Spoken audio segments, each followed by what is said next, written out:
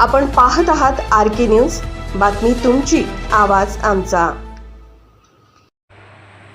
हेरलेत माळबाग स्टॉपवर भरधाव चारचाकीच्या धडकेत पादचाऱ्याचा मृत्यू।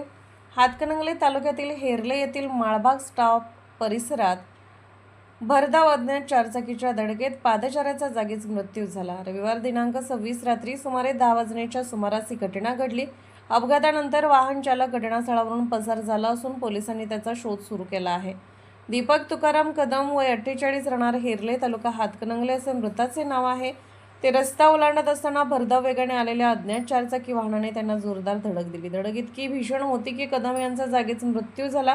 घटनेची माहिती मिळताच हातकणंगले पोलिसांनी घटनास्थळी धाव घेत पंचनामा केला। त्यानंतर मृतदेह उत्तरीय तपासणीसाठी CPR शासकीय रुग्णालय कोल्हापूर येथे पाठवण्यात आला। अपघातानंतर चालक वाहनासह पसार झाला असून त्याला शोध घेण्याचे काम हातकणंगले पोलीस करत आहेत।